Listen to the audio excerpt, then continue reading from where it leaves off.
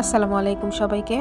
এখন আপনিও এরকম পারফেক্ট একটা পুডিং বাসায় বানিয়ে ফেলতে পারবেন। চলেন তাহলে শুরু করা যাক। এখানে আমি 1 কেজি পরিমাণের দুধটাকে জাল দিয়ে বারবার নেড়ে সরগুলাকে ভেঙে দিয়েছি। 1 কেজি দুধকে জাল দিয়ে ঘন করে 2 কাপ বানিয়ে নিয়েছি। এরপর দুধটাকে ঠান্ডা হওয়ার জন্য রেখে দিব। এবার যে পাত্রে পুডিং বসাবো সেই পাত্রে চিনি জাল করে নিয়ে এভাবে গলিয়ে নিয়েছি। এমন সুন্দর একটা ক্যারামেল বানিয়ে নামিয়ে নিব।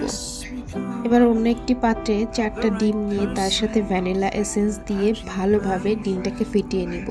তারপরে এই ডিমের মিশ্রণটি সেই ঠান্ডা দুধের মধ্যে ভালো করে মিক্স করে ছাঁকনি দিয়ে ছেঁকে নিব। ছেঁকে নেওয়ার পরে তারপরে যে ক্যারামেলটা রেডি করে রেখেছিলাম সেই বাসনে এবার দুধের মিশ্রণটি দিয়ে দিব।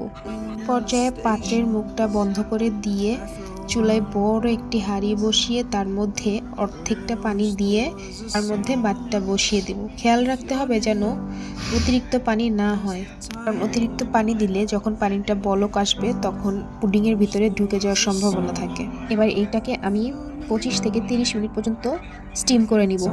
30 মিনিট পর হয়ে গেলে চুলা থেকে নামিয়ে এটা ঠান্ডা করে দেন ফ্রিজে রেখে দিবেন। তারপর 1 ঘন্টা পরে ফ্রিজ থেকে বের করে সার্ভ করবেন। এবার আপনাদের একটু কেটে দেখেন কতটা পারফেক্ট অ্যান্ড কতটা স্মুথ হয়েছে আমার পুডিংটা। আপনারা এইভাবে বাসায় ট্রাই করবেন, একদম সেম আমার মতোই হবে। তো আজ এ পর্যন্তই, সবাই ভালো থাকবেন। অন্য একদিন অন্য কোনো ভিডিও নিয়ে আপনাদের মাঝে আবার হাজির হব। আল্লাহ হাফেজ।